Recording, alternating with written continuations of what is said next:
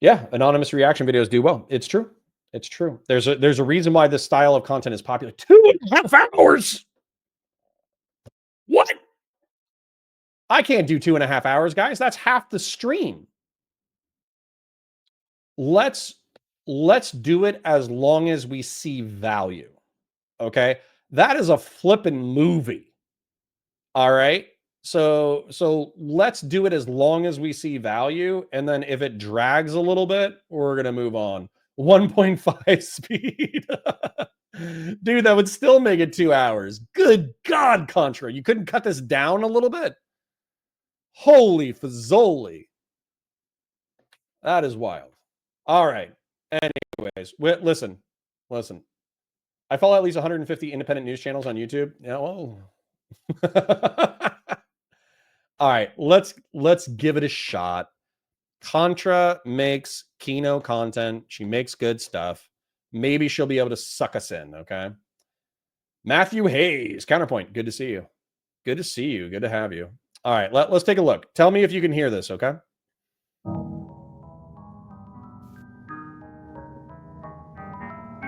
The Bilderberg Group, Atlantis, Serpent DNA. Does the Vatican control the Freemasons? Or do the Freemasons control the Vatican?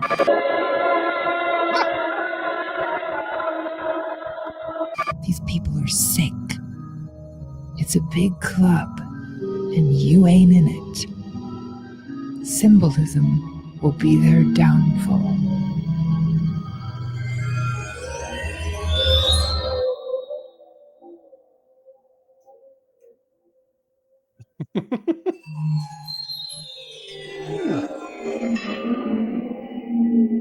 So, I'm somewhat interested in conspiracy theories.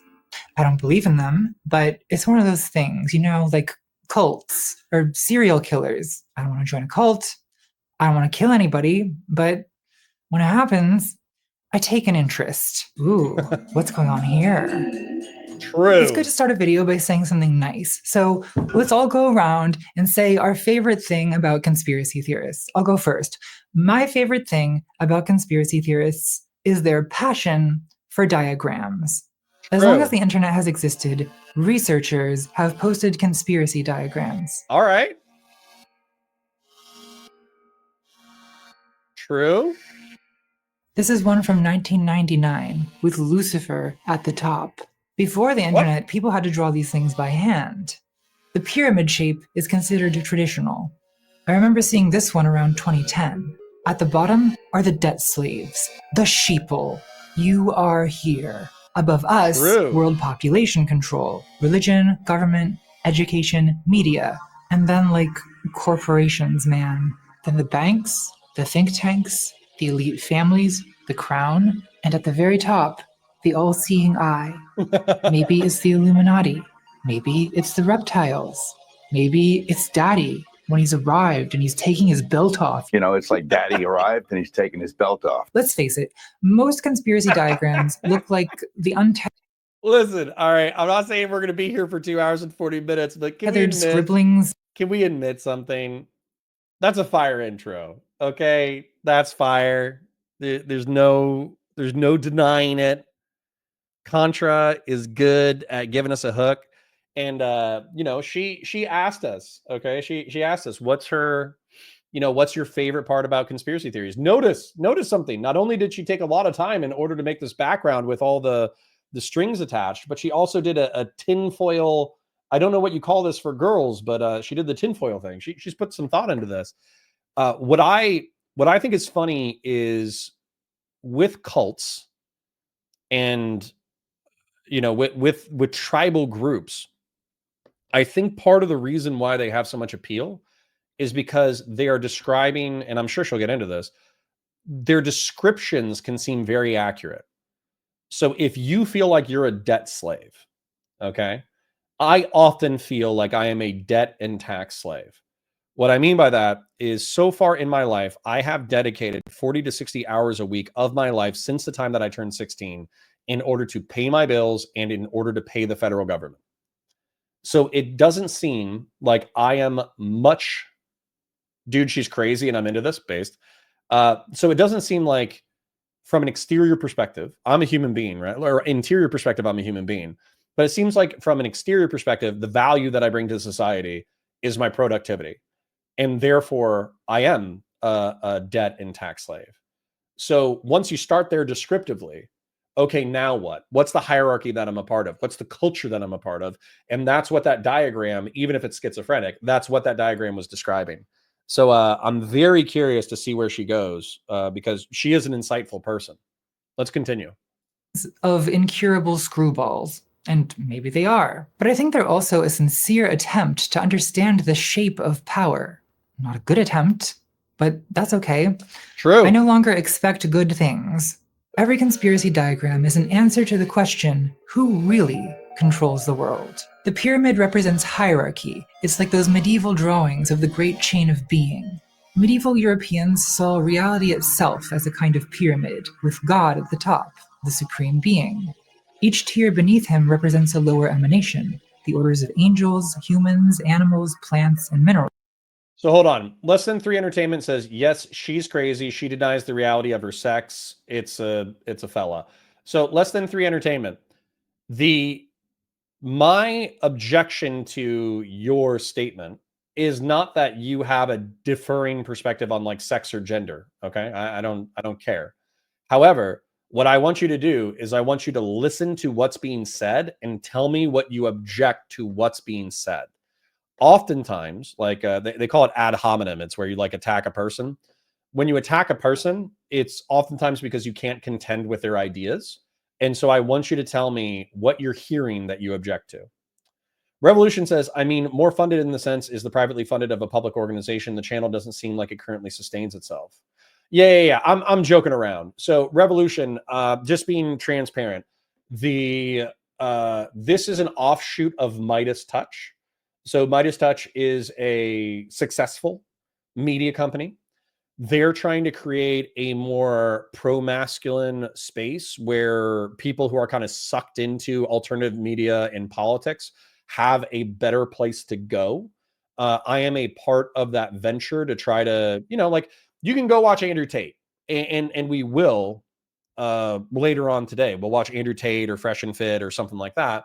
And there are tens of thousands of young men who are sucked into that. Whereas I do think that if they had a place where they didn't feel like they were constantly being vilified, but we were also engaging with interesting ideas, then more men might be attracted to this. Now, I don't know the attraction of young men to Contrapoints specifically. However, I do think that Contrapoints is just an insightful creator.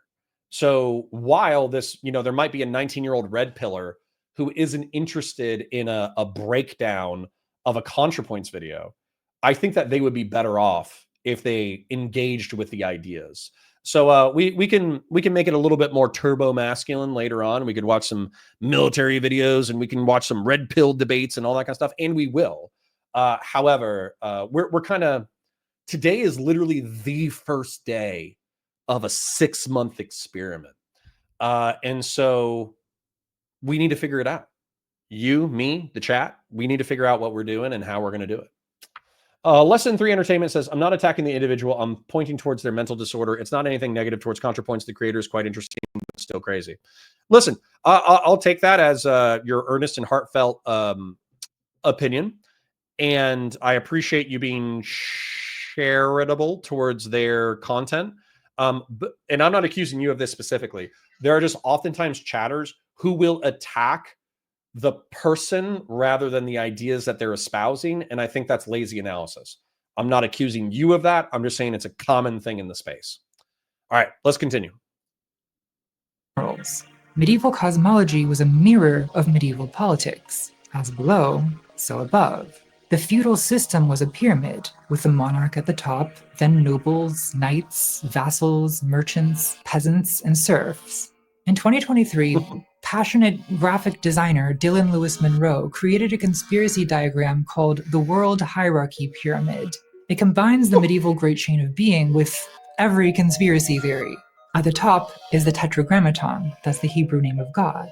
than the angels, the extraterrestrials, dark AI, transdimensional ETs, the Borg, Anunnaki, Draco reptilians, Satan, Source. 2 Corinthians. Do your own research. Then, of course, the elite bloodlines, the secret societies, of course, and way down at the bottom, the Matrix. 9 to 5 debt slaves, peasants, sheep, cattle, NPCs, maskers, monster energy drinks. Oh, they think it's satanic. So you go into Hebrew. True. The letter Vav is also the number 6. You could have here in Hebrew 666 on the can. Now, do you know what a MILF is? I do. Breeders. Hey, don't talk that way about straight people. One of my best friends happens to be. Wait a minute, does that say Goyim? Sorry, 1 second. Okay. It is. All right, sorry. We'll get into that. This is good. Listen, I'm not saying we're going to be here for 2.5 hours, but we're going to be here for a minute. Risky business. Do you think the military would ever ignore Trump's wishes and demands? 100%. So risky business, as an example, we've been saber rattling against Greenland. If Trump told the military to invade Greenland, the Marine Corps has as a part of its charter that they will execute any of the duties that the president may so demand or something like that. And so if given a lawful order by the president of the United States, hey, you got to invade Greenland and secure it, they would do that. However, the other branches don't have that provision. And so as a result, they have to follow, only Congress, I believe, can declare a state of war. And the only reason why we've gotten away from that with the war on terror is the AUMFs, their authorizations for the use of military force. There is an AUMF for attacking jihadist terrorists all over the world. So you're like, why are we bombing Yemen? Why are we bombing Afghanistan? Why are we bombing Pakistan? And it's because we have an AUMF, which is acting as our legislative authority in order to go to war, right? And so Ukraine has entered the chat based. So the point is that, yes, there are 100% illegal orders that would be ignored by the military because they could not execute it without it being legal. And just because the president has broad immunity to discharge his duties doesn't mean that that immunity extends down to the military. The reason why I was laughing so hard at this previous segment was just because obviously Jews are oftentimes the scapegoats of conspiracy theories. And it's funny, this might actually lead well into the Candace Owens segment, because just because Jews are involved in a thing doesn't mean that that thing is necessarily bad, which is why I was kind of interested in the Candace Owens segment. But let's give Contra a shot. So far, I'm not saying I'm like hooked for 2.5 hours, but I'm hooked enough. This is good content. It's way too early in the video for this. I'm trying to keep it fun, trying to keep it flirty. We're not dealing with Goyim for at least an hour. So put a pin in it, and for now, I'll pretend I didn't see that. The world hierarchy pyramid looks like something you'd find in the basement of a domestic terrorist.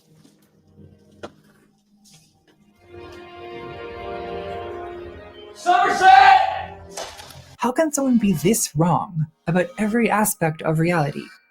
Is anything about this right? Well, isn't it true that power is a pyramid? You could make a less crazy pyramid diagram. A 1911 illustration called The Pyramid of the Capitalist System. Oh God, we're already talking about capitalism. Never beating the bread tube allegations. The Pyramid of the Capitalist System has the workers. So for those of you who don't know, I'm assuming we're introducing some Valor Media Network viewers to new content. So the bread tube, for those of you who don't know, it comes from the conquest of bread. It's I think it's libertarian socialist, but either way, it's a socialist writing talking about how, we should provide, like, societies are rich enough in order to provide for the bottom rungs of society. Therefore, it only makes sense that we should have a socialist revolution that, either nonviolent or violent, that then redistributes the economics more justly, etc. And so Contrapoints is a left-wing YouTuber, and she has been accused of being a bread tube video essayist, meaning that she creates political content from a socialist viewpoint. However, I think she is bigger than that. So yeah. Revolution says, this is interesting and fun. Thank you, Michael Hayes. So what Revolution? I follow other channels with less subs. Yeah. So Revolution, just to share, like, I don't want to give away too many business details because that's their business. That's Midas's business. However, Midas, I work for or with Ken Harbaugh. Ken Harbaugh works for Midas. They wanted to start an initiative that goes more towards men, that goes more towards like the incel, neat, volcel, disaffected men who are kind of checking out of society, and try to give them an alternative to things that, let's face it, some of the worst people in the world are popular right now. So where the money goes and how it goes, that's not for me to discuss. But basically, they're trying to create a niche, right? So they're, as far as I can tell, they're good people who are trying to do the right thing. So I'm not gonna, if we have aligned goals, I'm not gonna be like, you're doing it wrong. Like, nope. In my opinion, they're doing it right, and they're trying to serve a niche that needs to be created. Anyways, moving on. At the bottom, then the bourgeoisie, the army, clergy, politicians, and at the very top, in place of the king, in place of God, is money itself. A conspiracy theorist would look at this and say, well, that can't be right. Money can't be at the top because money does not conspire. Money has no plans, no intentions of its own. Wrong. It isn't good or evil, it just is. So, who controls the money? Who really controls the world? What's up, you guys? Just checked into the Watergate Hotel. No need to break in, that's cute. Nice view. Not very private. Honestly, not a great place to do a conspiracy. Part 1. Just asking questions. So, I spent the last year of my life researching conspiracy theories online, and I'm not doing well. Every time you saw Taylor Swift on your TV at the Super Bowl, you were flashed with demonic hand gestures and an inverted cross. Did he just say Taylor Swift? I can't even tell reality from parody anymore. It's like that essay, A Modest Proposal, by Jonathan Swift. I feel like I'm losing my mind. So, hey guys, let me know if we can go to like 1.25. So I swear to God, I listen to things at like 1.5. Just because I can consume information. I know not everyone can do that. And so if this is a reasonable pace, I'm down for you. But obviously, this is very dense. So, if I see we got like 20 people in the chat, if I see like 10, yeah, go to 1.25s, I'm going to go to 1.25.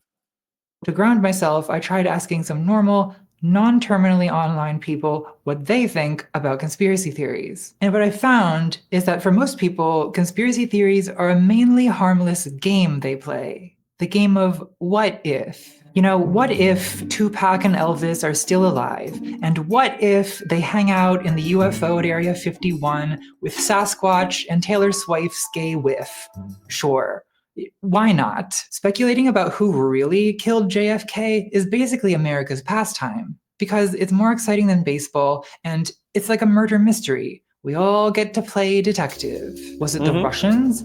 The CIA? Pro-Castro Cubans? Anti-Castro Cubans? Colonel Mustard on the grassy knoll with the magic bullet? America has a weird obsession with JFK. I feel like it's because of two things. 1, he's hot. 2, he's dead. And it's that combination of hot and dead that really gets our juices flowing. Whenever I imagine JFK, I see him silhouetted against soft white light, and he smiles at me lovingly in slow motion. JFK is America's beautiful dead wife in a flashback. True. He's our dead anime mom. Okasan. I can't believe we fumbled her. So look, I hate to be a buzzkill. I know it's fun to speculate wildly about the secret conspiracies behind world events, but for me, it stopped being fun a long time ago.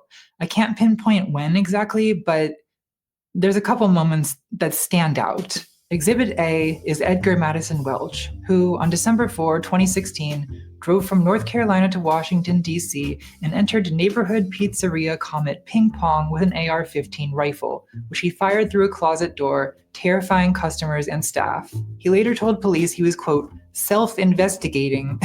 He was doing his own research. He was self-investigating the Pizzagate conspiracy theory, which falsely claimed that leaked emails from my close personal friend Hillary Clinton contained cryptic references to an elite underground satanic ritual murder and child sex trafficking operation. It's a shame, because baseless speculation about the lurid sexual depravity of the rich and famous can be a lot of fun. But when someone picks up a gun, the truth is not a game.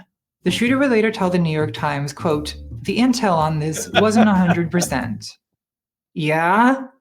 Exhibit B is America's foremost conspiracy theorist for the last quarter century, Alex Jones. So hold up. So I'm going to jump ahead a little bit, okay? You know, just so we can give some insights, and I'm not just laughing every 20 seconds of this content. So here's the thing. Yes, Michael Hayes, you went exactly where I was going to go. Nice. Very based. So, okay. So Comet Pizza is a pizza joint, and there were some weird cryptic emails from John Podesta to Hillary Clinton that seem to be using code. There's some symbology that kind of lines up with pedophiles and this, that, the other. It's definitely not enough for me to say like, oh yeah, there's a satanic pedophile cabal that the Clintons are running, but it would be something that I would want to yank the thread on, right? And call me a conspiracy theorist. That's totally fine. However, the conspiracy that we have infinitely more evidence on is that Jeffrey Epstein was an investment guy who got a bunch of jobs early in his life that he didn't seem qualified for. He got with Ghislaine Maxwell, who is the daughter of Robert Maxwell. Robert Maxwell was a triple agent for Russia, the United Kingdom, and Israel.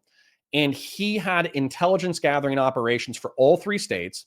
And when he died, he was buried in the state of Israel. And I think one of the people at his funeral said, like, he was a hero of Israel. Nobody will truly know what he did for this country, et cetera, et cetera. They were praising Robert Maxwell. Well, Robert Maxwell was an interesting figure because I think he was a media tycoon and he was a Ponzi scheme person. So he was basically doing a Bernie Madoff style financial Ponzi scheme as he was also gathering intel for 3 different countries, right? And so what I suspect, because we're not getting a lot of information about Jeffrey Epstein, his operations, and what he did while he was running underage prostitutes, we know that Jeffrey Epstein got with Ghislaine Maxwell. We know that Robert Maxwell was an intel operative. We know that Jeffrey Epstein hired underage prostitutes. We know that Jeffrey Epstein got wildly powerful people to come to his island, flying on a jet that he would have staffed by underage prostitutes. And there would be underage prostitutes who were at the villa that they stay, like Saint whatever's island, right? And so then the question remains, why don't we have more information surrounding his death and the people that were involved with him? And my suspicion is that he was blackmailing wildly powerful people with sex with underage prostitutes, allegedly including Bill Clinton. And he died because he was doing wildly criminal shit that he couldn't get a cover for long term. And then now we're just left with all the people that he blackmailed. There's probably video and audio of them, but it's never come out. Michael says, and I'll say it, I like pineapple on pizza. So if you want to dismiss Pizzagate, if you want to dismiss Comet Pizza in Washington, D.C. being an underground pedophile ring, I'm with you. We can break bread on that there isn't sufficient evidence to do that. But the fact that we're not covering Bill Clinton hanging out with with underage prostitutes on Jeffrey Epstein's island, and Jeffrey Epstein being a billionaire who was dating the daughter of a longtime intelligence asset, and then all of the blackmail that he probably accumulated over decades doesn't get released. Listen, that I think there's infinitely more evidence for that conspiracy theory, so to speak. Harmonic Fox is Bill Clinton also the worst representation for third way politics? Maybe. Live on InfoWars, mocking the father of a child who was killed at Sandy Hook. And I know Alex Jones has paid a heavy price for this, but it is pretty heinous. I mean, it's like, yeah, oh, I read this card, okay. I mean, it's like, whoa, whoa. I don't know, is this what questioning authority looks like? It's not just asking questions if the way you're going about it is, fiendish. Of course, when you point out the harm done by conspiracy theorists, they say, well, that's just controlled opposition. It's a psyop designed to make us look bad. And okay, I guess it's possible that it's a psyop, but isn't it also possible that you've simply surrounded yourself with assholes? Conspiracy theorists tend not to take criticism well. They feel like you're manipulating them, like you're shaming and vilifying people just for questioning official narratives. And isn't that exactly what they'd expect a shill for the deep state to do? Isn't conspiracy theorist just a slur for anyone who dares to snap out of their programming?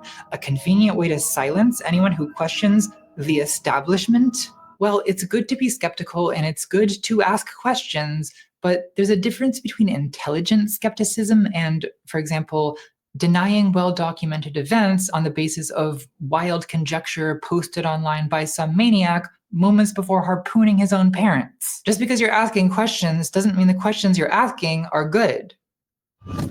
Who really controls the moon? No one controls the moon, Vanessa. That's not a good question. Go back to your desk. Conspiracy theorists think of themselves as speaking truth to power and challenging the establishment. Ooh. But is that even what they're doing? See, I can also ask questions. My first question is, which establishment are you questioning? Does this establishment include Donald Trump and Elon Musk? I notice Alex Jones and many other conspiracy theorists have taken to shilling for both of them, now that they are collaborating so closely.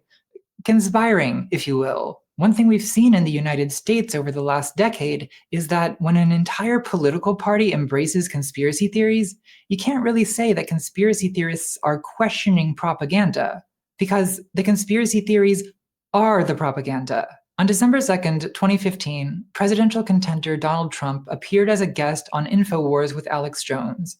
Let's look at the comments. This video is shadow banned. The elite don't want the people to see this. 1984 is here. Okay, but the interview is on YouTube, and it was the first result when I Googled it. And Donald Trump is the president of the most powerful country in the world. So who exactly are the elite? Isn't what people call the elite or the establishment really just a bunch of warring factions? And isn't one of those factions the United States Republican Party, now essentially a right-wing conspiracist party? Their 3-time presidential nominee and 2-term president so far, entered politics in 2011 as a birther conspiracy theorist. But he was just asking questions, right? So hold on. This is an interesting perspective, but I do want to elaborate on it. So who is the establishment? Who is the, who are we actually questioning when we use conspiracy theories to check power, et cetera, et cetera? And I mildly disagree with the questioning of the questioning when it comes to quote unquote, the deep state. Okay. I think the deep state is infinitely more mundane than people give it credit for. But that doesn't mean it doesn't exist. And so what we're talking about, I think, who is it? It's the Indian gentleman. Somebody's going to have to remind me who the Indian gentleman who got popular in Republican politics was. Vivek Ramaswamy. So Vivek Ramaswamy talked about like the technocratic elite or something like that. And to me, those are the people who run government, and they do have incentives for perpetuating the government.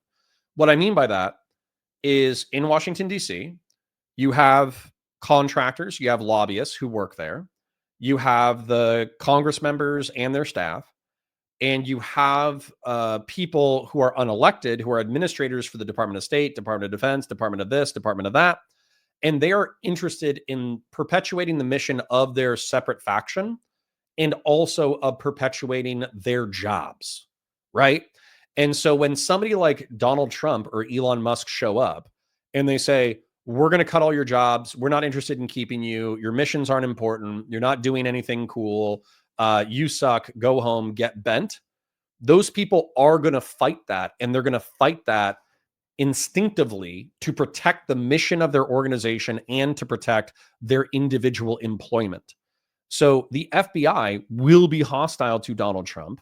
The CIA will be hostile to Donald Trump. The Department of Agriculture, the Department of Forestry, they're going to be hostile to Donald Trump and Elon Musk. And you could call that a form of the deep state. And so I agree with Contra that saying that, like, aren't these just mundane warring factions? That's true. But that doesn't mean that the conspiracy theorists don't have a reason to be against these mundane warring factions. Now, I happen to think that the deep state is good, quote unquote, but that doesn't mean that it doesn't exist, right? All right, let's continue.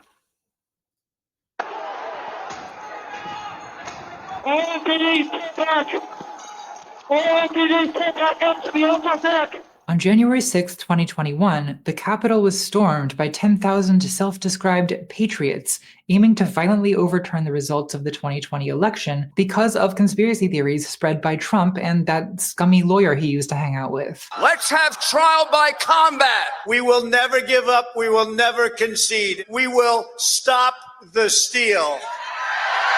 A month earlier, Trump's former national security advisor Michael Flynn invoked the Stop the Steal conspiracy theory and a call for Trump to suspend the Constitution and declare martial law. Exactly the things conspiracy theorists have been worried about for decades. But when it actually happened in front of their eyes, they didn't notice, because the conspiracy theory was the propaganda. And in the background of all this, of course, was QAnon. I assume you all know what QAnon is, but sometimes it's good to verbalize it just to remind yourself how much the vibes have deteriorated. QAnon was an online messianic conspiracy cult whose core belief was that the world is ruled by a global elite of satanic sex trafficking cannibals from whom the children would be saved by reality TV star turned president Donald Trump, whose sacred mission was to declare martial law, end the adrenochrome harvest, and purge the deep state pedovore cabal in a wave of mass executions called the Storm. This he would accomplish with the help of military intelligence insiders known as Q, who only communicated with the public via cryptic messages on a seedy, racist image board called 8kun, operated by a father-son team of American pornographers out of a hog farm in the Philippines. No.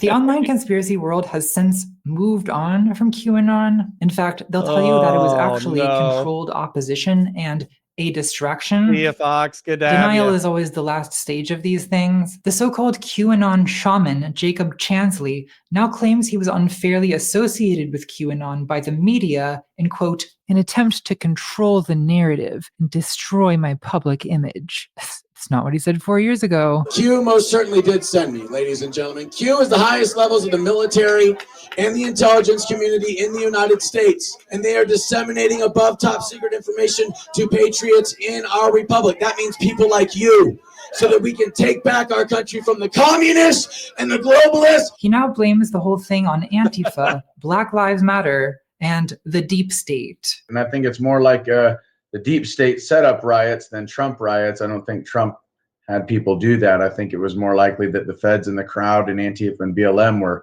largely responsible. It's like the narcissist's prayer, you know, that didn't happen. And if it did, it wasn't that bad. And if it was Nancy Pelosi's fault. And if it wasn't, the deep state made me do it. Listen, she's kind of crushing it from my perspective, because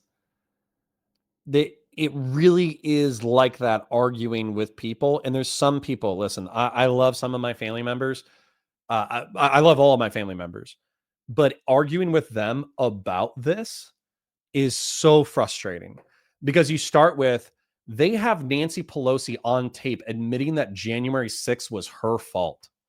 And when you unravel that, it's Nancy Pelosi saying she wished she had more security on the day of, which is like a sane thing to say as you see rioters storming Congress is, I should have been more responsible. I should have gotten more security. I should have taken the threat more seriously.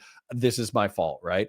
That's what she's saying is she should have known that the security situation was more precarious than she gave it credit for. And as a result, Congress got stormed by a riot. Okay. That's what she's taking credit for. But she's not taking credit for the flippin' riot. That's what these people, and I say these people, including some of my family members, they claim that Nancy Pelosi is saying on video that she helped instigate the riot. And it's like, where's your sense of agency?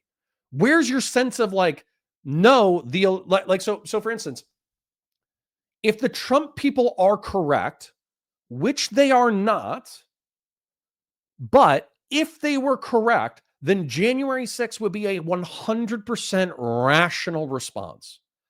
If the deep state had gone around the entire country, infiltrated Dominion voting machines, and swapped tens of millions of votes from Donald Trump to Joe Biden, and then had silenced everyone and paid off thousands of vote counters in order to cover up the conspiracy theory, and then falsely gotten Joe Biden elected, that would be something worth rioting over.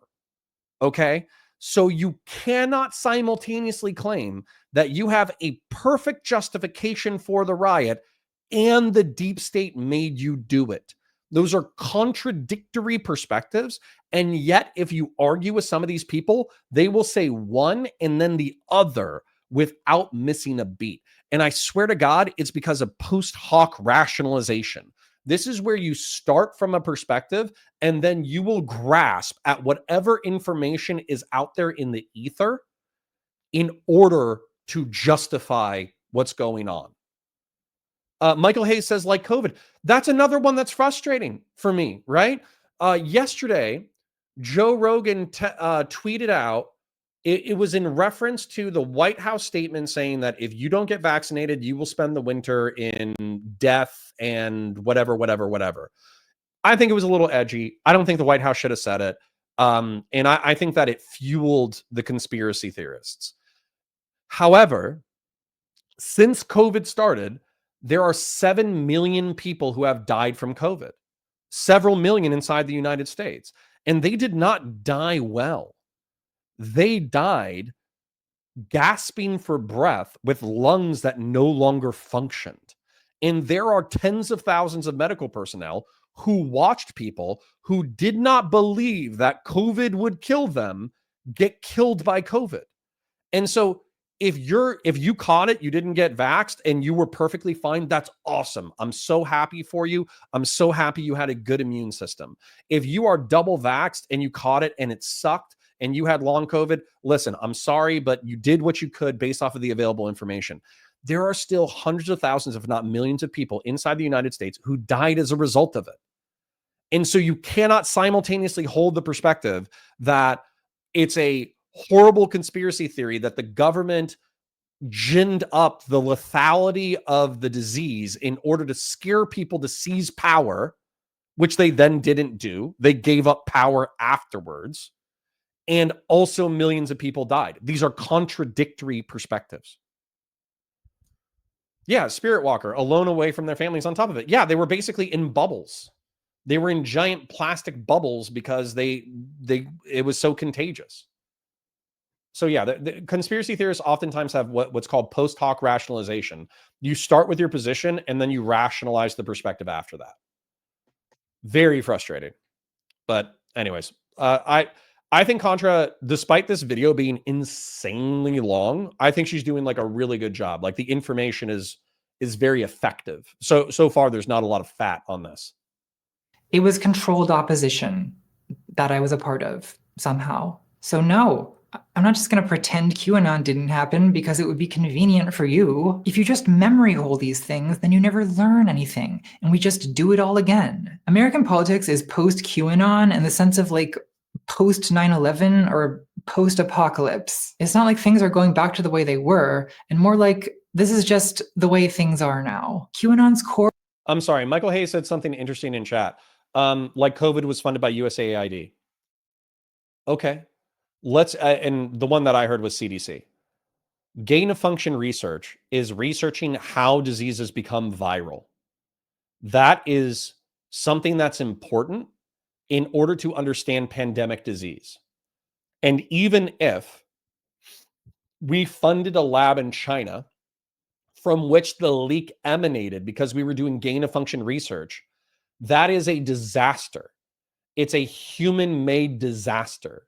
But it doesn't change the fact that we might have wiped out millions of people with a human-made disaster, which, by the way, that happens.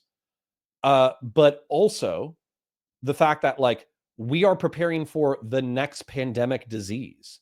So there will be another disease that does emanate from a wet market, that does emanate from West Africa and like Ebola. There will be another disease that emanates from the environment and wipes out hundreds of thousands, if not millions of people. And so us understanding those things, it is not bad for the CDC to be researching pandemic disease. It's bad if it gets leaked, but I would blame the Chinese CDC branch for that leak if that's what happened. I wouldn't say like we need to stop virus research. Our idea was that the world is ruled by a satanic pedophile elite who must be purged by a right-wing authoritarian takeover. And this idea is as popular as ever. Here's right-wing misogyny influencer and alleged sex trafficker Andrew Tate, I don't even want to be alive anymore, getting 131,000 likes on Elon's X.com for announcing that drag queens at the 2024 Paris Olympic opening ceremony prove that a satanic cabal controls the West. Here's Ambien enthusiast Roseanne Barr on stage with Tucker Carlson in September 2024, shrieking about cannibal vampires and riling up the crowd for another insurrection. You know they eat babies. That is not bullshit. It's true. So it's not just the dogs and the cats, not just the pets. They're full-on vampires. They love the taste of human flesh and they drink human blood. Fauci gave everybody AIDS too. Did you know that? He did. Google it. These are not fringe ideas anymore. Alex Jones has faded from relevance less because of his deplatforming and more because of the mainstreaming of his own ideas. He used to be king of the fringe, but now he's not so far from the center. A little fish in a big conspiracist pond. It would be an exaggeration to say that conspiracy theories have become the dominant form of political discourse, but not that much of an exaggeration. During the 2024 election season, 4 of the top 6 podcasters on Spotify were conspiracy theorists. President Trump's campaign was backed by Elon Musk, who tweeted about Pizzagate on the eve of the election, the result of which increased his net worth by $200 billion. And Musk, of course, has now been appointed to the newly created Department of Government Efficiency, or DOGE. Well memed, my lord. I am becoming. You win, te interwebs today, good sir. Way to pwn les liberals epic style. Chatelet, my brothers, top cack. Legalize comedy. I'm this close to losing it. Don't fuck with me, fellas. Another conspiracist Trump. Yo. Listen, we're still holding strong at 20 plus people hanging out with us. So I want to thank you for hanging out. I don't know where the line is, but unfortunately for me, I've been on the internet and engaging in internet politics that I basically understood every single one of those references that she just did. And if you're lost, like if you're an older person, you're in your 30s or 40s or 50s or 60s, and you saw that and you're like, what the hell is she talking about? What's crazy is Elon Musk, the world's alleged one of the most richest men on the planet, who is currently in charge of the executive government. He knows all of those references. So you're like, Connor, where are the adults? Where are the healthy, like happy, sane people running the government? And it's like, they don't exist. They are as internet and meme poisoned as I am. And so I hate to grab the same people that are a part of the Valor Media Network and drag them into the mud with me. But the truth is that we need you, okay? Like if you're like a sane person who pays your bills and pays your taxes and takes care of your family, like we need you. Like we need you to come into the pits of insanity with us in order to try to save the hundreds of thousands of human beings who have been sucked into this trap. So, yeah, like I'm sorry. I'm sorry I'm exposing you to this. I'm sorry that I'm showing you this horrific online political video that might shatter the way that you perceive modern politics. But I'm like tearing up a little bit. The truth is, we need you. So I'm sorry. Candace Gray says, contrary to my opinion, is very smart regardless of her identity. She has an analytical mind that organizes her content very creatively. Not the cup of tea had some men get, but I as a woman do. Yeah. So I think that's a point well taken. This content probably won't appeal to the demographic that we're going after. So I do think we're going to have to do red pill later. But to be honest, like, I like Contra. I think she's I think she's intelligent. I think she's insightful. And so far, regardless of whether or not she's a progressive or socialist or a social democrat or a super far left-leaning person, what has she said so far that anyone disagrees with in chat? Just to kind of give you my summary, conspiracy theorists are interesting because they have even if they're wrong, they are passionately attempting to understand power. That's something that we're all interested in, or at least I am. Pizzagate and Hillary Rodham Clinton were insane. The intel wasn't 100% is what the guy said, but Epstein is real. And so I think that there's enough real stuff to latch onto that gives conspiracy theorists fuel. You'll be better off asking good questions than just asking questions. That's a really interesting point because that goes to Candace Owens. And then by questioning power structures, are you actually questioning them or you are just replacing them with something new? I think that's what she's kind of pointing at here, where she's showing off Alex Jones, Robert Kennedy, Elon Musk, and Donald Trump. They haven't questioned power to the point that they've dissolved it. They've just become a new, more insane power structure. Aren't these things just warring factions? That's true. And then QAnon was a messianic cult believing that Trump was their savior and their hammer of justice against pedophile elites. So yeah, so there is, in my opinion, she hasn't missed yet. Like let me know when she misses. I will happily take a look at it. Spirit Walker says, in every lie, there is an ounce of truth. I mean, I agree with you. Yeah, that's how the most compelling lies are told, is by starting with something that's real. Anyways, let's continue. She's doing great so far.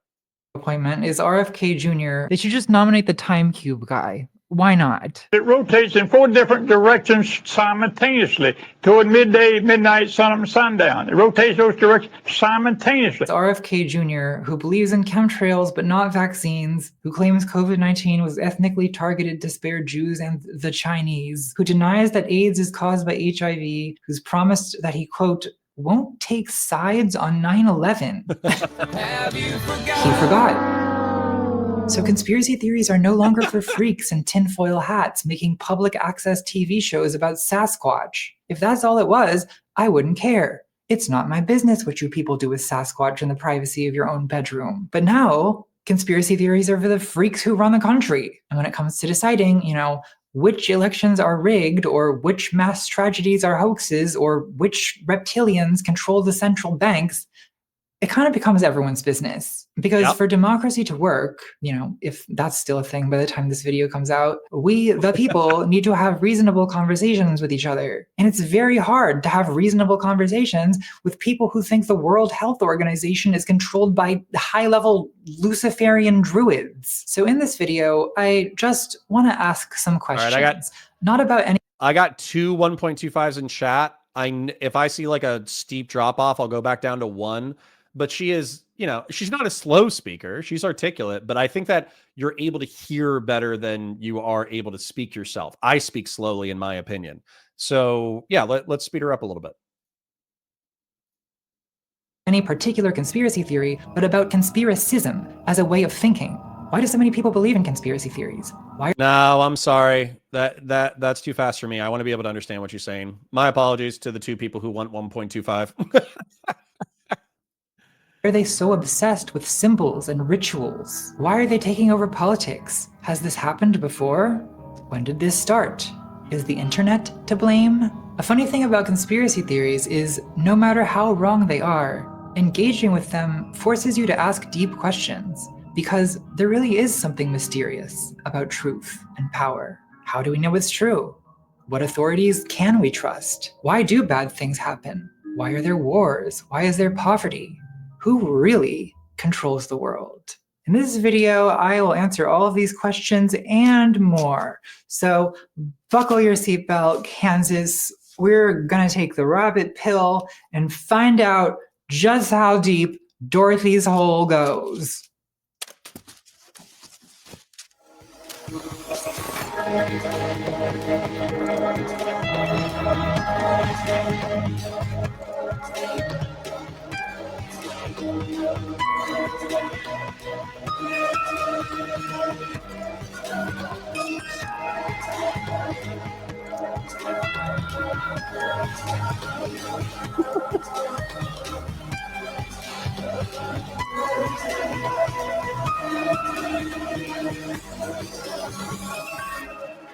Part 2, the rabbit pill. Hello, Earthlings. Hope you're having a good trip. Let's start by looking at how conspiracy theorists argue. I need to teach you to counter those arguments so you can properly shill for the Galactic Empire. A common argument goes like this. Aren't there endless examples of real conspiracies? Everyone always thinks conspiracy theories are crazy until those theories are proven to be conspiracy fact. As a Trump supporter on Truth Social put it, not trusting the government doesn't make you a conspiracy theorist. It makes you a history buff. So on the one hand, yes, the government has done things that are bad. They've even deliberately done bad things in secret, which might be the definition of a conspiracy. And that's true of whatever country you live in, but I'm going to focus on the US because the Saturnian order has commanded me to make America look bad.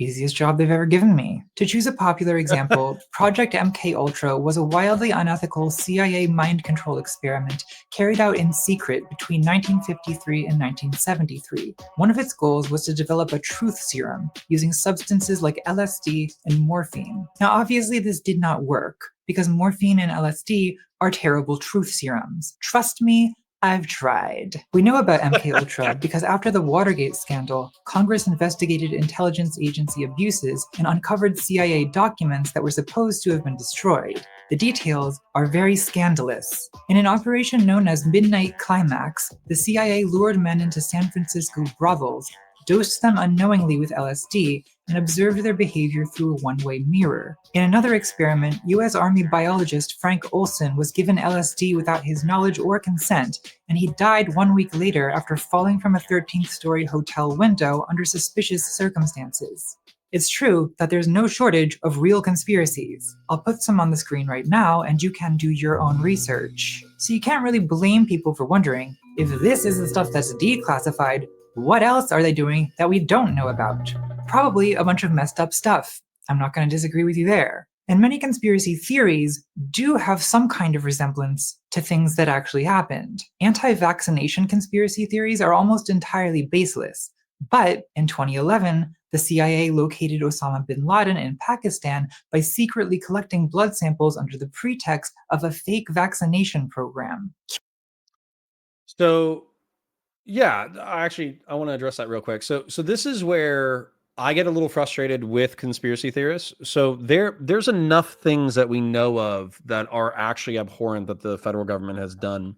One of the ones that I like to bring up is the Rigel report. This was set during like the 1980s or 1990s, and it was after the Iran-Iraq war, so I guess it has to be the 1990s. But what it effectively found was that the United States government, after it knew that Iraq was using dual-use chemicals, that we had sold them intentionally for the development of chemical weapons. We gave them anthrax, we gave them botulism, we gave them the precursors for VX, and we gave them intel in order to hit Iranian positions. So, Christian Blair, it's good to see you. I was hoping that you would see the announcement. Give me 1 second, buddy. So, no, I'm so sorry. Where was I? The Rigel report. So the Rigel report says that we sold these things to Iraq with the express intent of having them develop a weapons of mass destruction program. That way they could win, or at least hold back Iran from taking Iraq and being on the border of Saudi Arabia. So we knowingly sold weapons of mass destruction precursors to Iraq during the Iran-Iraq war, and we told them how to deploy them. And we continued to sell them even after he used them against his own civilian population. Okay. But what happened was Saddam Hussein effectively went rogue. And when he found out that we were also selling weapons to Iran for the Iran-Contra scandal, he decided that America was a duplicitous, lying, evil, satanic force, and he bit the hand that feeds. So he attacked us and he attacked Israel, right? Well, we can't have, and he invaded Kuwait in like 1991. Well, we can't have this like psycho that we've armed with weapons of mass destruction running ramshot in the Middle East and North Africa. And so we chased him out of Kuwait, and then we embargoed him and sanctioned him, hoping that eventually his government would collapse. That's what happened with Iraq. And then a decade later, Donald Rumsfeld and Dick Cheney, who were both involved in the original Persian Gulf War in 1991, they wanted to finish the job in 2003, and they used the 9/11 terror attacks as a pretext to get into Iraq. That's all real. That is 100% real. We know this. Like this is just verified fact that you can Google and find out. And so what I don't like about conspiracy theorists is they'll come up with crazier stuff than what we know without evidence. And it's like, we already know a bunch of crazy stuff. Let's just talk about the crazy stuff. So Christian Blair says, debate with Sticks was all right. Too much agreement, but at least Sticks isn't brain dead MAGA, just a libertarian. Yeah, Christian Blair, I agree that my audience probably wouldn't like me. For those of you who don't know, I do run, we have people coming in and out, so I'll share. Christian Vlaris is one of my most loyal viewers. Oftentimes, if I go live, I'll be able to see his beautiful screen name in chat.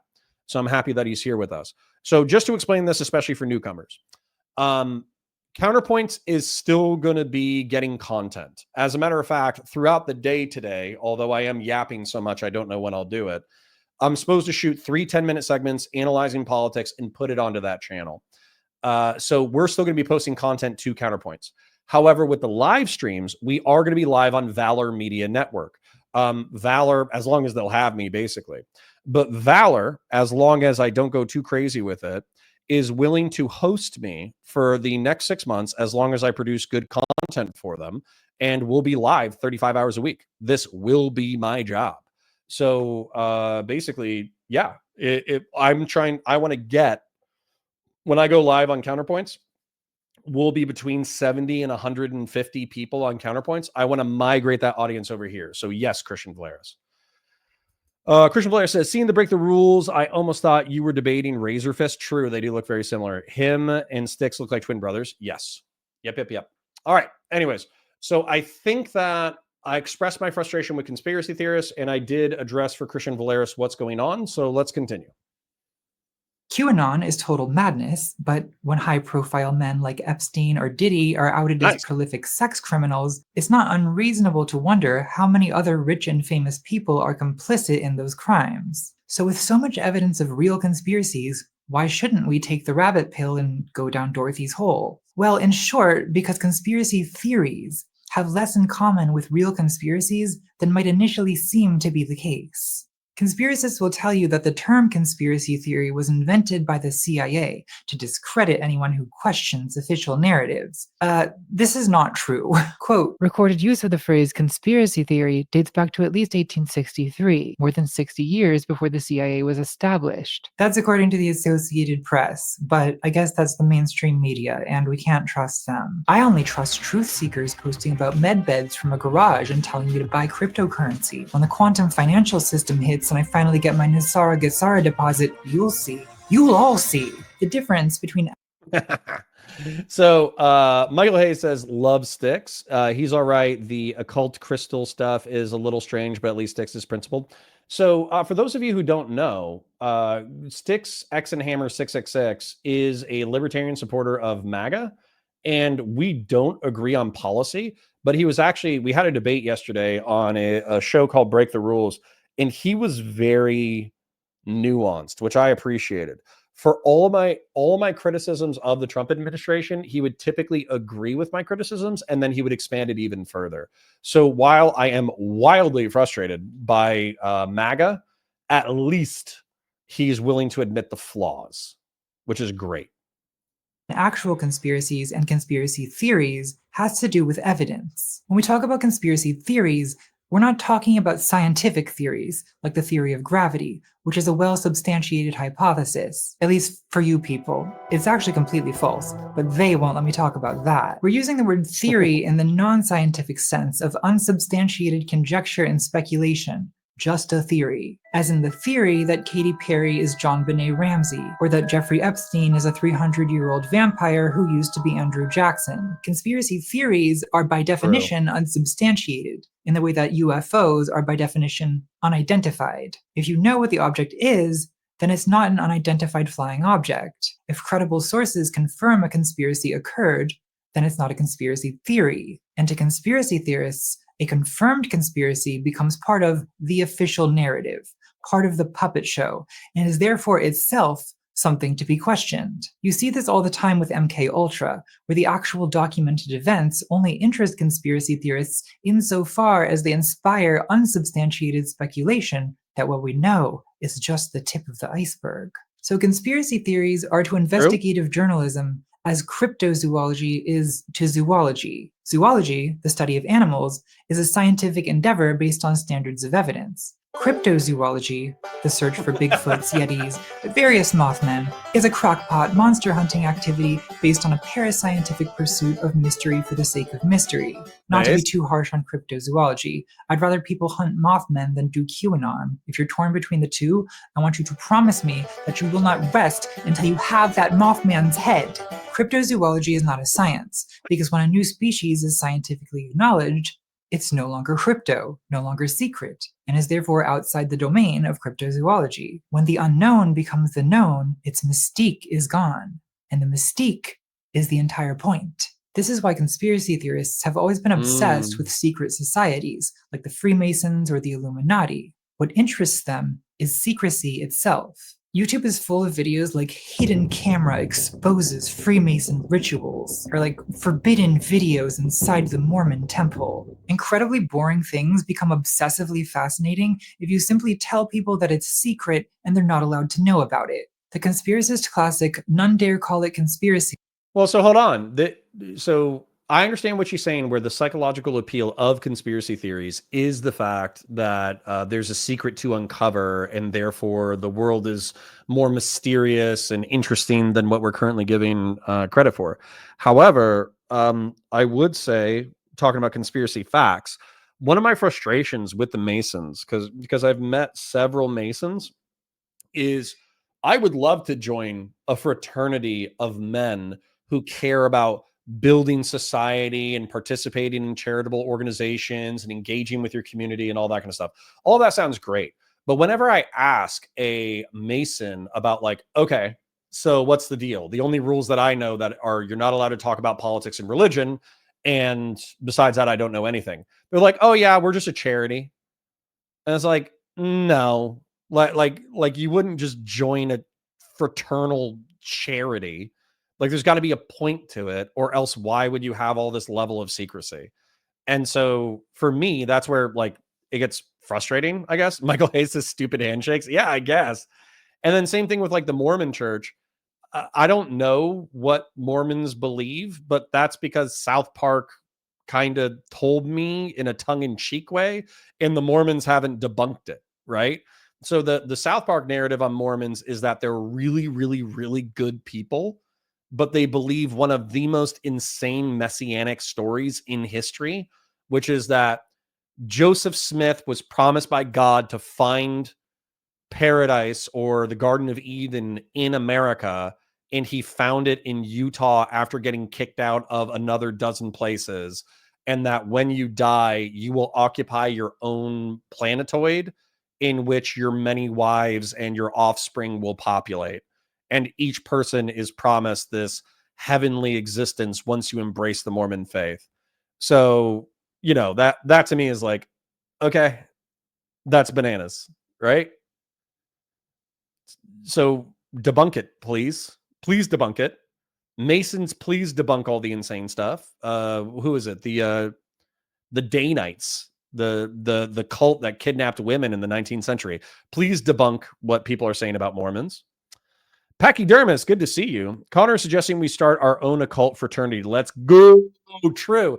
That's actually like that's the end game of Valor Media Network, is a fraternal cult of men trying to make the world a better place. But we're not going to lie about what we do. We're just going to do what we do and then tell people about it. So, yeah.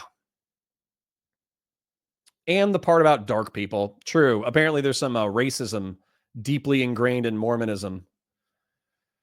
Christian Blair says, I have a hard enough time living with one girlfriend. I'd have a hard time with 4 wives. I'd kill myself. I mean, listen, I think once you have one wife, you'll kind of realize that it's a job. Like, it's a job. Like, you have to pay attention to it. You have to take care of it. You have to love it. You have to cherish it. You have to do all that kind of stuff. So yeah, 100%. If you had 4 women that you had to pay attention to, either somebody would probably not be happy. I'll put it that way. That's the most polite way that I can put it. By Gary Allen, a major influence on Alex Jones, describes conspiracy research as, quote, history's greatest whodunit, a mystery thriller. I think this reveals a lot about the conspiracist mindset. Conspiracy research is a thrill-seeking activity. People don't become conspiracy theorists because they followed rational arguments to an evidence-based conclusion, which is not to say that conspiracy theorists aren't interested in evidence. They're very interested in evidence. They accumulate vast webs of evidence. They're passionate about investigation, about doing their own research. 9/11 truthers will often give at least a superficial impression of being well-versed in structural engineering. They present facts about the temperature at which jet fuel burns. They start using words like nanothermite. They have confident opinions about whether Building 7 could have collapsed from fire. But I think it's a mistake to see conspiracy discourse as some kind of botched attempt at rational inquiry. I don't think it is. But why not? There's a particular type of evidence that conspiracy theorists usually rely on, what they call anomalies. An anomaly is anything that seems subjectively suspicious, improbable, or inexplicable. A glitch in the matrix. For example, the Apollo 11 press conference is constantly cited by moon landing hoaxers because the astronauts appear at times dejected and morose. Conspiracy theorists interpret this anomaly as proof that the astronauts are being forced to perpetrate a scam on the American people. Poor men, clearly under threat of death if they reveal the truth. That they went nowhere near the moon. I'm trying to be open-minded here, but their body language says they never went anywhere. I've seen people more hyped about a visit to the mall. Isn't it also possible that they were, I don't know, tired after flying to the moon? John says, as long as our cult has video games, I'm cool with it. Listen, yes, but the video games have to enhance yourself, okay? So you need to be doing first-person shooters. You need to be doing real-time strategy. You need to be doing, Minecraft for Lego building. It has to stimulate a part of your brain. Candace Gray says, men, please take back masculine power from the creeps like Andrew Tate, his brother, and the rest of the red pill. Sorry, losers. We will do that later. So what we're going to do right now, it's like noon. We've been live for 2 hours. We're going to probably keep going for this for a little bit. But to be honest, I kind of want to take what she's already said. Maybe we'll watch the whole thing. I don't know. It's still 2.5 hours. It's kind of a long time, right? But I kind of want to take notes on what she's observing about the psychological phenomena of conspiracy theories. And then I want to go back and apply it to the Candace Owens video. Because the truth is, I get like a lot of people in the audience are hostile to Candace Owens. But with Candace Owens, she's applying a lot of what Contra has already said. And so I think it would be interesting to use this as an analytical frame for the Candace Owens video. At least I think that's interesting. Now, I'm a huge nerd, so you shouldn't trust me, but I think that'd be interesting. Then when it comes to the red pill, we'll find a fresh and fit video. I think that Erudite, somebody that I like, somebody that I'm friends with, went on to fresh and fit within the past week. So we'll probably start there as far as red pill content goes. All right, let's continue. Because everyone on the internet is an expert body language analyst, so what do I know? In the summer of 2020, a conspiracy theory spread on social media claiming that missing children were being trafficked by online furniture retailer Wayfair. The evidence for this conspiracy was an anomaly on Wayfair's website, where certain pillows and cabinets were listed for $10,000, an outrageously inflated price. Some of these items had names that just so happened to correspond to names of children who'd been reported missing.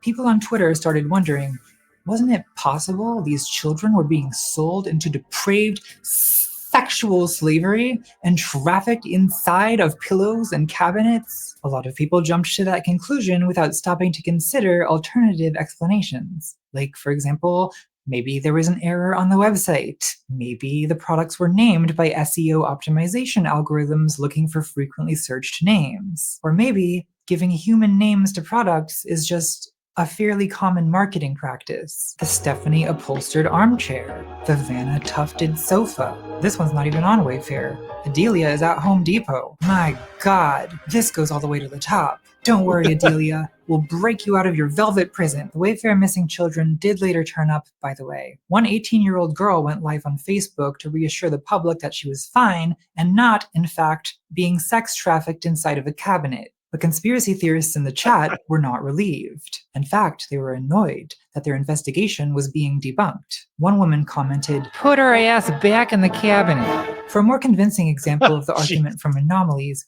let's look. All right. Michael Hayes says 300K traffic over the border in the past 5 years. Yeah, so that's the thing. It's like I would focus on what's real, right? I would focus on the real issues of society, which is that we might not have the Wayfair cabinet. We might not have cabinets with actual names of children that are being sex trafficked and sold to people for $12K on the internet. However, we do have 300,000 people. And by the way, that might be annual, right? So we have like 300,000 people who crossed the border during the Biden administration. And that's, you know, the numbers have dropped under Trump for some reasons that are nefarious. But the point is that there are plenty of people who are probably being trafficked for prostitution. There are probably hundreds, if not thousands, of young girls and maybe some boys who are being trafficked in strip joints and brothels inside the United States. We could focus on those people, but we don't, because it's boring. It's boring to think about poor people becoming prostitutes under threat of violence from cartel members because it's mundane. Whereas our elites sex trafficking random children that they kidnapped from, you know, the world and then murdering them is infinitely more interesting than cartels. Look at Loose Change, the 2005 documentary that... This documentary sucks so much.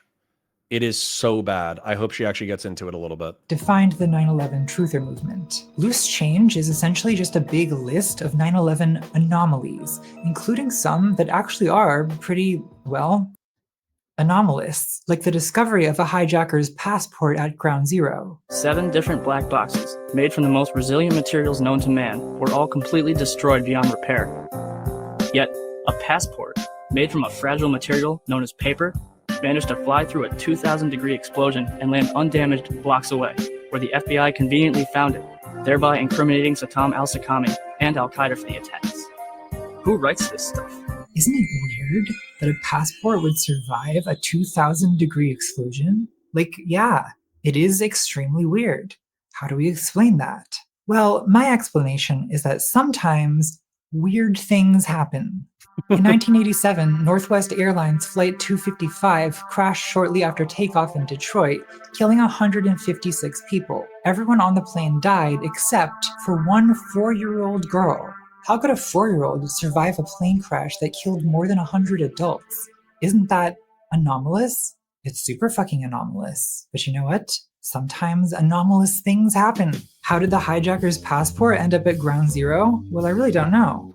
Maybe God guided the passport to safety. Maybe an al-Qaeda operative handed it to police because they wanted to get caught. Maybe it was planted by a reptilian. It was me. I did it. Me and my close personal friend Hillary Clinton. None of this is plausible.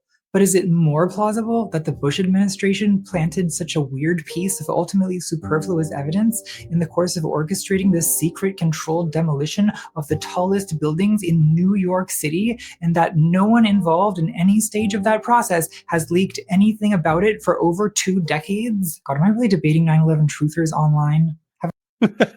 Listen, I can explain it, okay? Because I'm not a moron.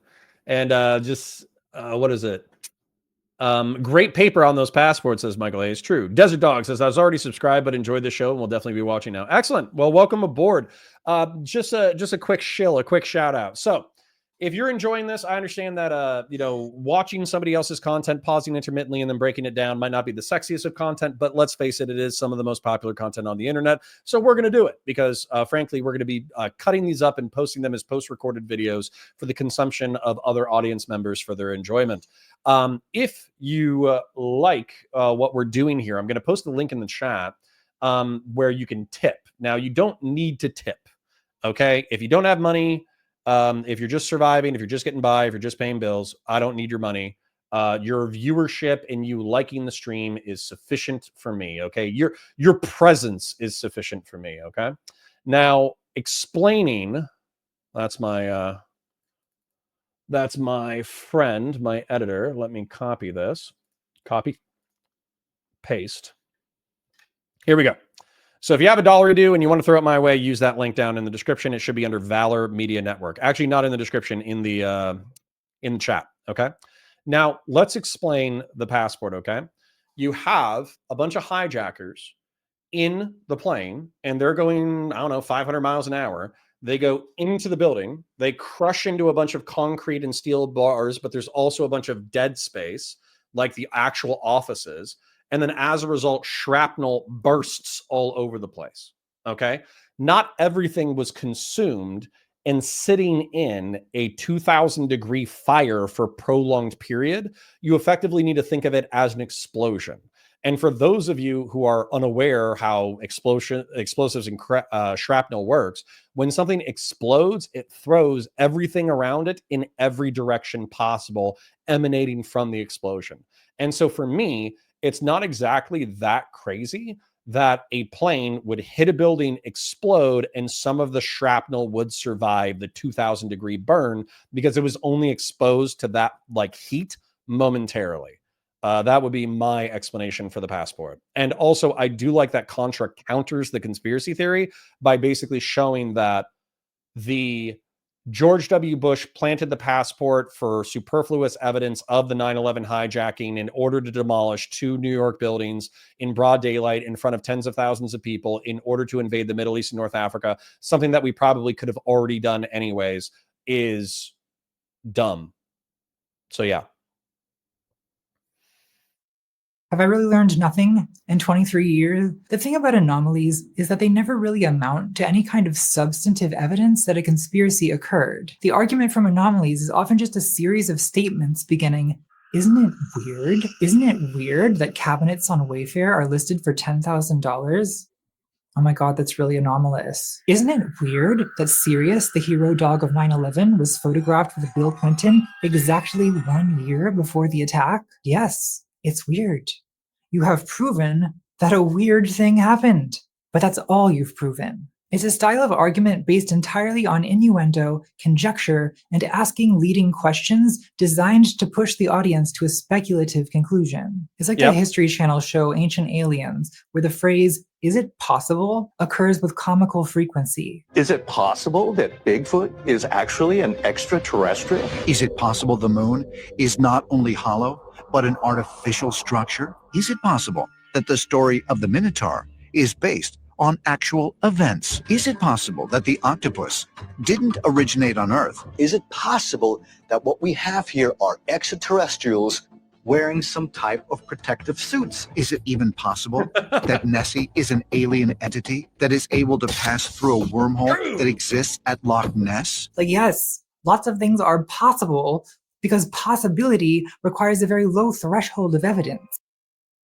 Spirit Walker says, I really hate to leave, but I have a doctor's appointment. I will catch the rest of the video later. Hey, thanks for hanging out, buddy. I do appreciate it. You have a fantastic doctor's appointment, and catch the VOD when it's cut up and thrown onto the channel.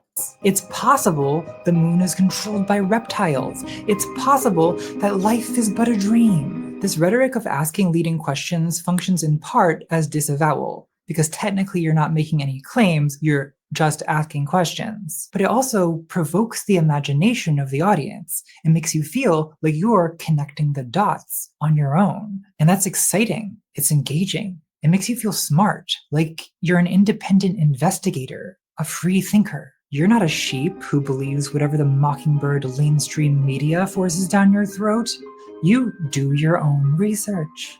But do you? No, Patrick. Scrolling Telegram channels about how the Knights Templar are using 5G networks to make you eat bugs is not research. No one likes to feel like a passive receiver of information. Okay, well, some people do. Fleabag, maybe. I want someone to tell me what to eat, what to like, what to hate, what to rage about. But conspiracy theories appeal to people who want to feel in control of their beliefs. And I do kind of sympathize with that. I don't want to get knowledge cucked by some high priest telling me what to believe. This attitude is not at all unique to conspiracy theorists. Individualist skepticism is sort of the foundation of Western philosophy. The modern era in philosophy starts with Descartes, who wanted to question everything. So hold on. This is actually, I'm sure she'll get to it, but this is a point that I agree with a lot. Okay. So what's novel, what she kind of showed that I think is really interesting is that lots of conspiracy theories are just an appeal to anomaly. And what's captivating about that is you are making your own connections. So you are quote unquote thinking for yourself. You're taking a variety of variables. You're taking a lot of variables and you're combining them in your own mind to reach your own conclusions based off of anomaly. So that is interesting because I like to do that. I think everybody likes to do that, right? But something that I hope that she's going to say, which I have speculated for a long time, is that with conspiracy theorists, a nefarious control is preferable to a uncertain chaos. And what I mean by that is it is better for the world to be controlled by evil people than it is for the world to just be naturally chaotic. It's scary that the world is chaotic. It's scary that we have all these competing factions vying for power. It's scary that our world is effectively held together by men with guns willing to do violence to each other. It's scary that some of our most ancient institutions have really nefarious pasts of people of power using secrets and murder and sex and control in order to run the world. That is scary. And so as a result, believing that the Nephilim, like a extra human angelic hybrid, is responsible for the manipulations of the world, or the Jews, or the reptiles, or I'm trying to think of what else. A nefarious order is preferable to an unpredictable chaos.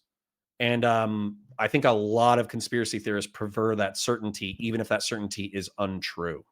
Christian Blair says, most anti-freedom take imaginable, mental cucks. I mean, I agree. I think that it takes a certain amount of intellectual bravery or spiritual bravery to accept the fact that existence is just uncertain and chaotic, and it's dangerous and scary. I mean, yeah, 100%. In the Middle Ages, you had to accept the doctrines of the church, or they'd call you a heretic and they'd burn you. But Descartes thought that knowledge shouldn't be based on dogma, it should be based on reason. And that does sound good, doesn't it? The problem, though, is that if you question everything, then how do you know that anything is true? Descartes argued you can't even trust your own senses, because you could be dreaming right now. You could be deceived by an evil demon. So Descartes wanted to discover an idea that could not be doubted, and he came up with this Latin slogan, cogito ergo sum, I think, therefore I am, which has to be true, because it's on t-shirts and coffee mugs, popular everywhere among people who want you to know they went to college. From the cogito, Descartes tried to deduce that God exists and that God wouldn't allow a demon to deceive you. It's not a very good argument. Descartes is not a good philosopher. problem is that knowledge is inherently a collective endeavor. And that's even more true now than it was in Descartes' time. You can't really do science by yourself anymore. To some extent, you have to trust the work of other people. Conspiracy theorists don't trust science because science is an institution and they don't trust institutions. A lot of conspiracy theorists go even further than that, and they adopt this oppositional attitude to knowledge. In other words, whatever they want you to believe, the opposite is probably true. On a YouTube clip of Richard Nixon telling Billy Graham that there will be a pogrom in America if the Jews, quote, don't start behaving, the top comment reads, I always wondered why I was conditioned to dislike Nixon by the media. Things are starting to make sense. This idea that every mainstream source of information is conditioning from the Judeo-Bolshevik banking cabal leads to a kind of fetish for stigmatized and secret knowledge. Conspiracy theorists play up how persecuted and silenced they are because they see institutional opposition as proof of their correctness. An Austrian painter and conspiracy theorist once said in his book, My Struggle, oh, poor baby, my struggle. He should have just called it My Journey, my whole entire journey. He wrote that the media's insistence on the protocols of the Elders of Zion being an anti-Semitic hoax is, quote, the best proof that they are authentic. Listen, we've all encountered this, especially on Twitter, where people will use oh my God, Phil KOE. Listen, I love him to death. He's a MAGA debater, and I'm going to bust out some trail mix because I'm getting hungry. But he's a MAGA guy. And basically, if the government says something is bad and Trump says it's good, then it's good. It doesn't matter if the thing is actually bad. It doesn't matter if analytically, if it hurts people, if it kills people, if it does this, if it does that. If Trump says it's good and the mainstream says it's bad, then of course it's good, which is absolutely an insane way to parse apart information. And I will say, I read probably 3/4 of Mein Kampf, and I got to say, it just got really boring really quick. There was the interesting part about it that kept me hooked for at least the first half was there was a historical analysis of Germany and the politics of the early 20th century from Hitler's perspective that I found interesting, where he was saying that Germany was a noble participant in World War I on behalf of its allies and tried to honor its deals. However, Germany was betrayed by the cowards within Germany who refused to fight and were malingerers and were proud that they were malingerers.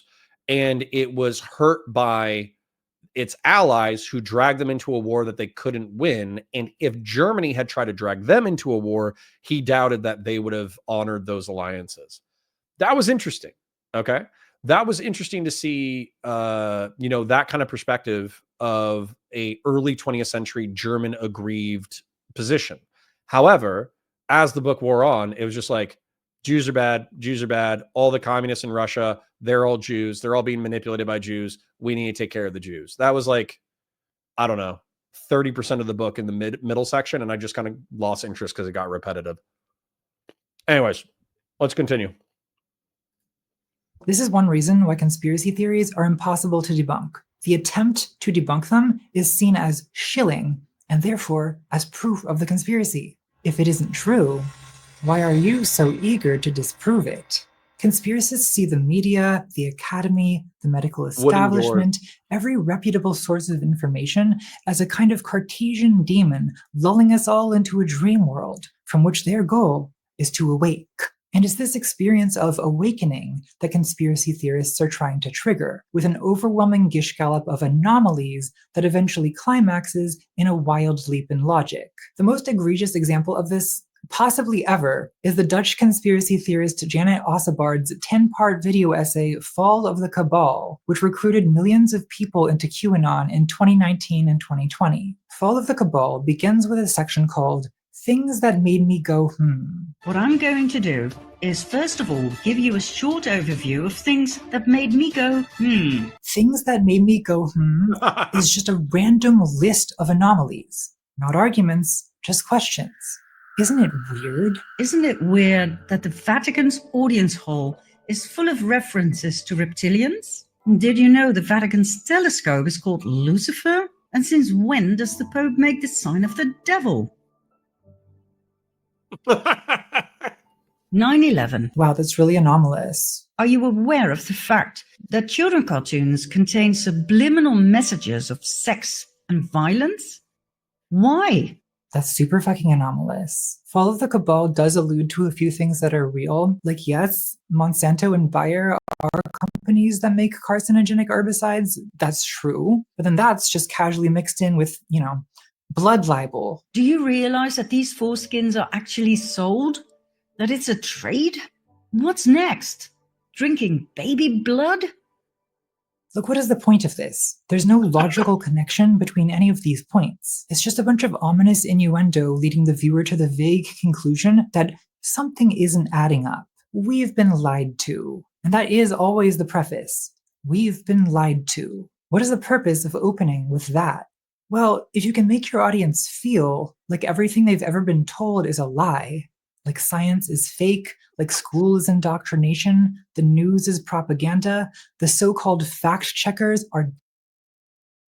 All right, I'm going to engage with Michael Hayes a little bit because obviously we're just kind of passively consuming this.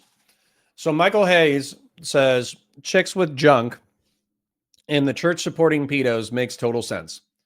All right, I'm going to explain these things. I'm not saying you have to agree with me. I'm just going to tell you my explanation. I believe that human beings, as far as I understand from the in vitro process, basically when you're in the uterus, you get bombarded with hormones that flip a lot of genetic switches in order to make you either male or female. And I think that the vast majority of the time, people are going to be coded male or they're going to be coded female. Now, there's, of course, people who are intersex, who have genetic issues, et cetera, et cetera. But 90% of the time, 99% of the time, that's what's going to happen, male or female. It does make sense to me a certain amount of the time, especially if it's less than 1% of the population, that there are going to be some hormonal switches that get flipped that either should or shouldn't be flipped that make people feel like they should have been born as the opposite gender. And it creates a body dysmorphia, whatever you want to call it, where they feel like they are in the wrong body and that effectively their aesthetic and physical representation doesn't line up with what they believe they're perceived to be. Now, this can be complicated by like mental illness and all that kind of stuff, but that to me, I'm sure there's a genetic component to transgenderism, right? Then when it comes to the church supporting pedos, in my opinion, what was happening, I think this is bared out by history, is that there were a bunch of priests who were using their authority within the church in order to gain sexual access to the women in their parishes, because let's face it, people are naturally abusive. And so as a result, the Catholic Church prohibited priests from being married or from holding property. That way you would disincentivize these priests from playing wealth games, getting married, having sex, all that kind of stuff. And you would disincentivize this. Now, that being said, this makes priesthood infinitely less attractive to a lot of people because not having sex is not something that a lot of people are going to willingly sign up for, right? And so as a result, priests are a fraction of the population who are either asexual or believe that their sex is sinful or predatory or whatever. And then as a result, you have them when they repress their sexuality over and over and over and over and over again, whether that's like homosexual impulses, pedophilic impulses, whether that's like hypersexual masculinity or whatever, they repress all of their sexual impulses and then they lash out through abuse. And that's how I would explain the nature of pedophilic priests. Megan says, if we could find a genetic component, they'd have a lot more support for real. Well, I mean, I think it stands to reason logically, right? I mean, that's what I think with homosexuality as well. Like, could there be a psychological or an abusive component? Yeah, absolutely. But is there more than likely a genetic component? 100%. 99% is mental and grooming. Michael Hayes, you would have to substantiate that.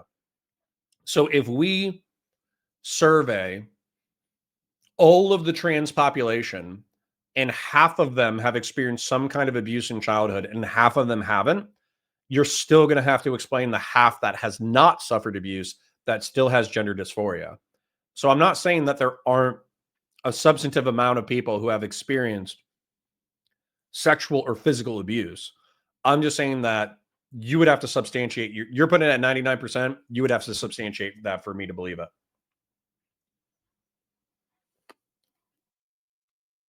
Dangerous. The so-called fact checkers are dangerous. It leaves the audience in a very vulnerable position because now they have nowhere to turn for reliable information because you've convinced them not to trust it.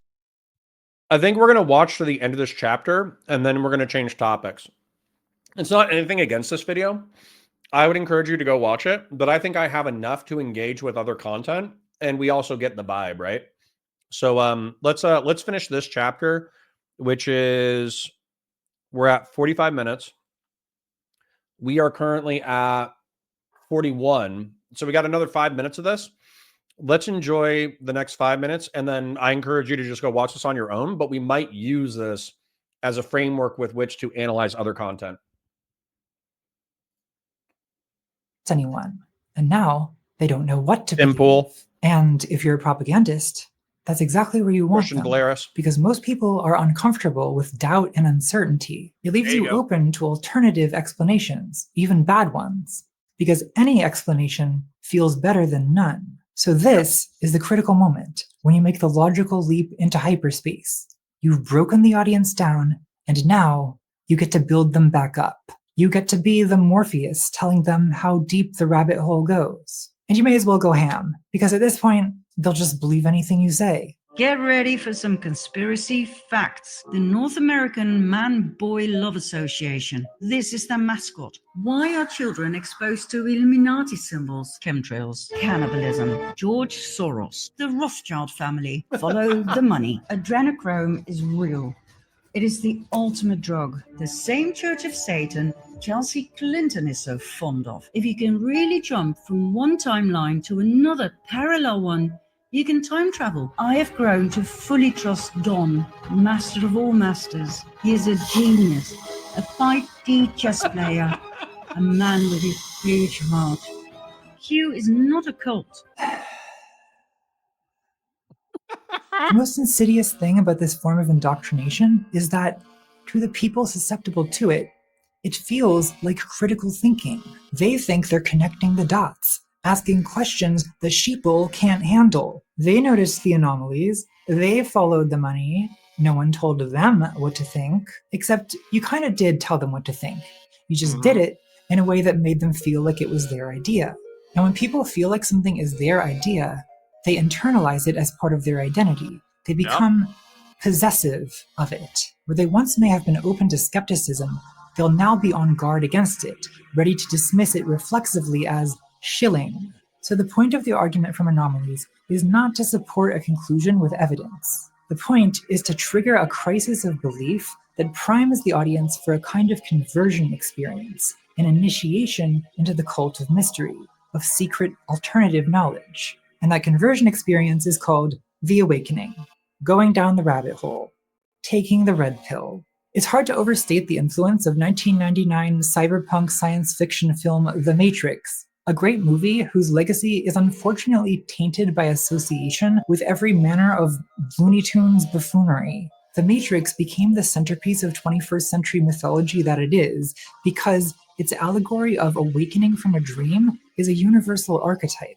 In Western philosophy, there's Plato's cave, Descartes' demon. Lenin says the revolution will arrive with the workers' awakening of class consciousness. In Hindu and Buddhist thought, the illusion is called Maya, a deceit that conceals the true nature of things. What's called enlightenment by Western Buddhists is a 19th century translation of the Pali term bodhi, which is more literally translated as awakening. So the Matrix can mean whatever you want it to mean. The directors of the movie now claim that it's an allegory for transgender awakening. But whatever your interpretation, taking the red pill is to awake from a dream world.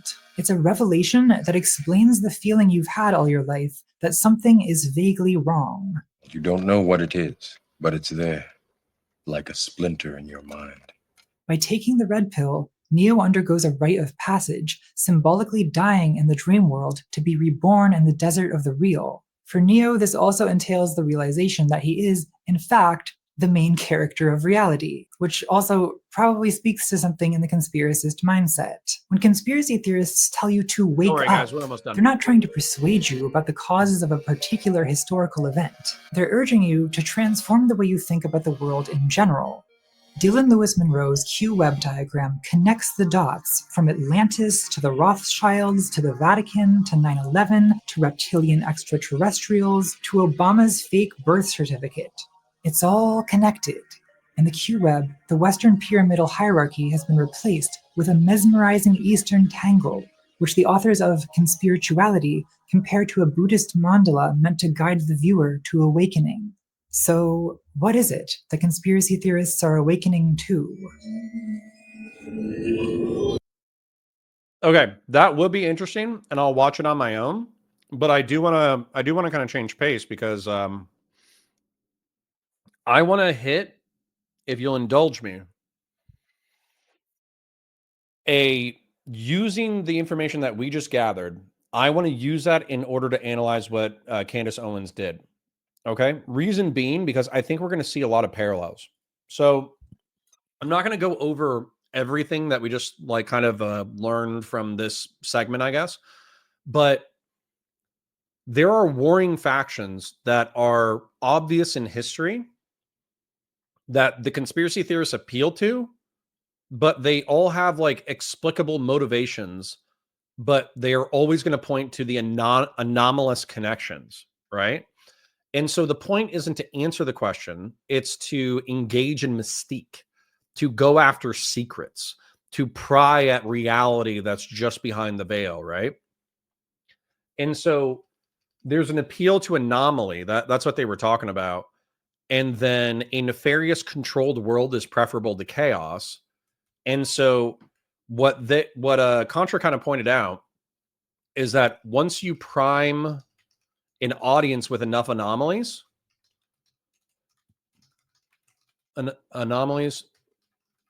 you can offer them a certain nefarious reality.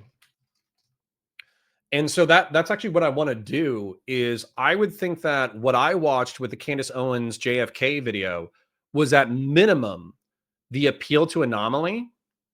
And I do wonder if she lays out a nefarious reality because I'm sure that she hints at it, but I don't know if she says it explicitly. And so I think that would be really interesting to kind of break down. Christian Blair says, I might be more mad that this lady is Dutch and not American. I mean, I can't argue there. I mean, if a Dutch lady started Q, think of how impactful Q has been in the past decade.